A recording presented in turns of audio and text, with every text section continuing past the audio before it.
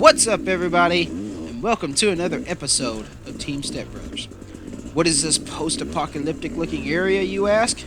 Well, my friends, this is Oklahoma, the place that time forgot. I'm just kidding, I actually married a girl from Oklahoma. It's a wonderful place, but we're actually riding at Disney, Oklahoma. It's a 4x4 off-road park, lots of rock gardens, lots of hills, lots of rocks, lots of ledges, stuff like that. Just trying to get some practice in for Rev Limiter. Unfortunately, we were kind of constrained in this little area because they had an outflow that was running because of all the rain and everything, so we couldn't actually cross over to this stuff. But we managed to look at a map and got our way over here. So I'm riding with Eric Siebert today, and yeah, I like riding with Eric because usually I can just point at something and say, hey, let's try that, and he goes up at first and does some really cool stuff, which is awesome for video, and I try to follow, and I make it sometimes I don't, but anyway, we're having a good time out here learning some new stuff, and yeah, just really having a good time. So we have these ledges here. I need to learn how to keep from hitting my linkage, as you'll see as the video goes on. But yeah, that's why we're practicing. So you guys might be wondering who this fella here is. Well, that's Jimbo. Jimbo's from Oklahoma. He's got his little Tonka truck here driving by. But anyway, I come over to this ledge. Didn't make it look nearly as easy as Eric did, but we made it up it, no problem. Kind of scary. At any point in time you think you're going to fall over, and there's a good rock there on the ground to beat the crap out of your bike, but no matter. We pull over this rock garden. I've never rode one before, so I'm trying to go through without tearing myself up on my bike. I've been watching some Meg's Brap and Quinn Wenzel videos and how to navigate these things. Let me tell you, they take a lot out of you. Basically just trying to move my front wheel and try to keep it out from the holes in between the rocks. And as I'm watching this video, these rocks don't look that big. Let me assure you, they are quite large. Some of them are bigger than others, as you can see. But yeah, they're actually extremely tough to navigate. Extremely fun, though. You know, you really get a feeling of accomplishment. It's almost like a puzzle. Whenever you're trying to work your way through them and pick different lines in different places and put your front tire right here or there. But yeah, really fun. So speaking of Rev Limiter, yep, it got postponed because of the coronavirus. So even the off-road world is subject to government regulations. But irregardless, we are still going to, it just gives us more time to train and get better for whenever it actually does happen. So over here, you're going to see that our trailer is parked up on top. We found out later that that may not have been the best place to do this, because it was quite tough to turn around in a two-wheel drive vehicle. What do you think so far? Good area to practice. Right? I'm surprised how busy the rocks are. Yeah, I am too. I think that's why, it's because they're always getting hit by those rubber tires. And people spin on those all day long. Yeah. Man, I definitely wouldn't have been ready for Rev Limiter. I cannot believe how much I was breathing in that last video. Definitely lay off the cookies. This brake is seriously not helping my diet. So over here, you know, these rock crawlers, I was kind of expecting to get a pretty good show. You know, we get to ride dirt bikes on the ledges and everything. These rock crawlers pull up. Hey, I might get to see a show, some of them going over. Most of the time, these guys just stayed there talking. They didn't really do much crawling. I was kind of disappointed. Come on, guys. I know that, you know, you have all the powwows and everything, but let's see some action. Hey!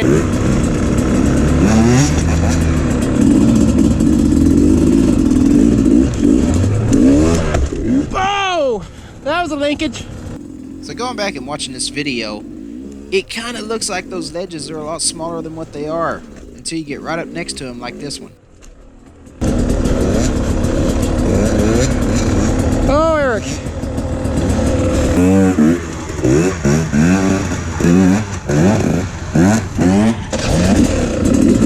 I have to say though, if you are a trials guy, this place is amazing. Woo, buddy. That looks pretty gnarly. Yeah. I was wondering if I could get across it. Good luck.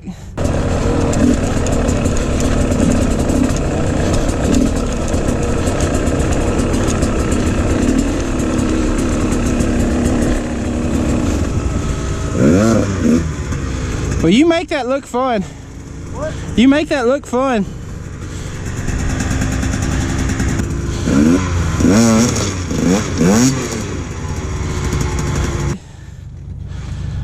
Whether you're on the bike when you do it or not, it's a different story, but...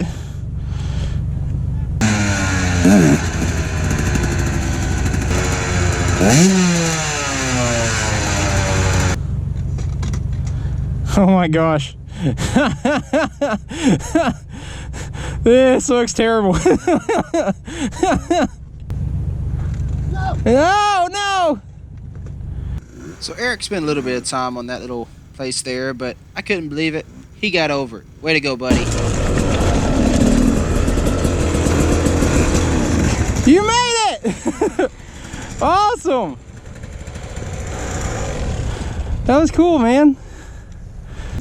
So we get over on this wall here that has a bunch of rocks. It's kind of next to the entrance to this area. And I'm not gonna lie, I kind of felt like King of the Motos, even though I know that those rocks were a lot dustier, a lot drier, and from the looks of the videos, a lot bigger. But these surprisingly had a ton of grip. I don't know if it was just because it was like chunk rock, or if people had been playing on them and leaving rubber and all that, but it was surprising. You didn't have a lot of wheel spin. It hooked up pretty well. So we were just kind of inching around it. Let me tell you, something that is invaluable in this type of riding is a pull strap on the back of your bike. It helps so much. Maybe even a front one if I had to get help from like Eric or something, if it was a big enough rock.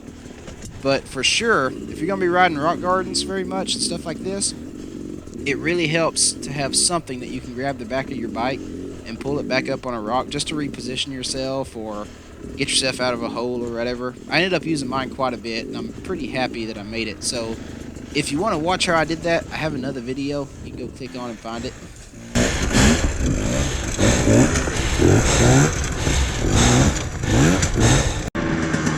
Can you do that again? Forgot to turn my GoPro on.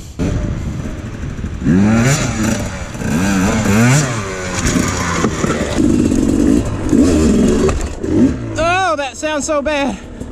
What am I not doing? Well, the front wheel didn't really come. I mean, the front wheel just hit and went right over it. Yeah.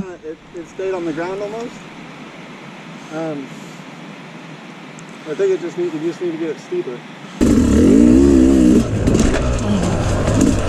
So basically what Eric was saying I was doing there was I wasn't driving my front tire into the face of the rock. I was just kind of skipping over the top, and of course I was slamming my linkage into it. So I'm going to have to get a little bit better about that and just kind of grow the cojones to actually hit it right instead of just wheeling over it. But that's when we practice, right, guys?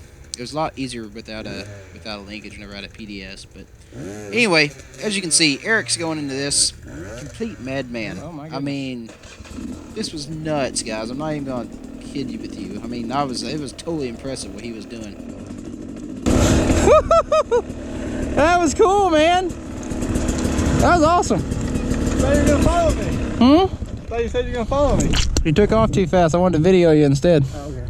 Yeah, I just wanted to video you, Eric. We'll go along with that.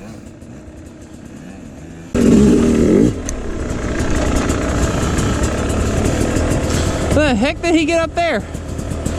How the heck indeed.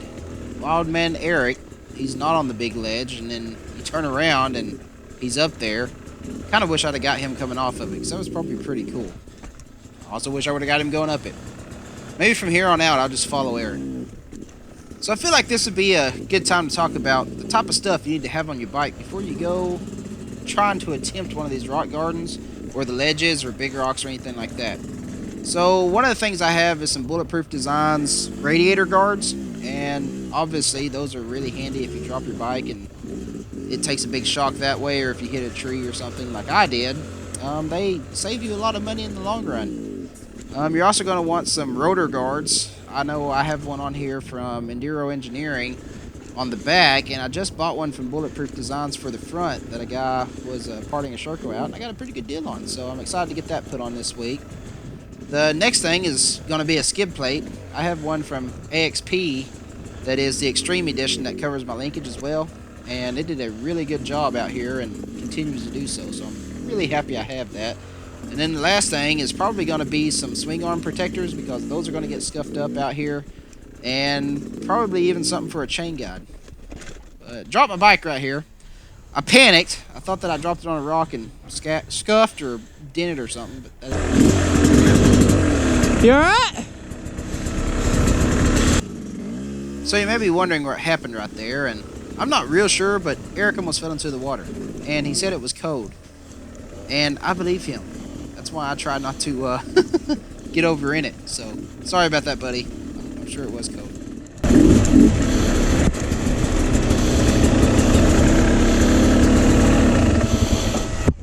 Water's cold. I filled my boot up on that one. Hope I didn't break anything.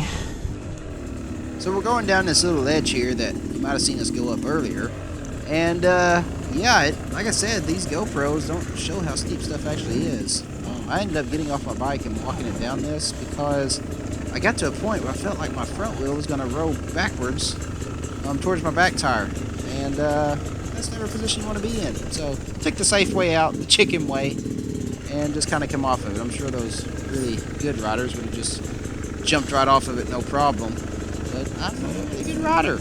I'm mediocre at best, and still trying to keep from tearing a bunch of stuff up. So, yeah, make fun all you want. I don't care. I didn't have to buy anything after this ride. Oh, Eric! Woo-hoo!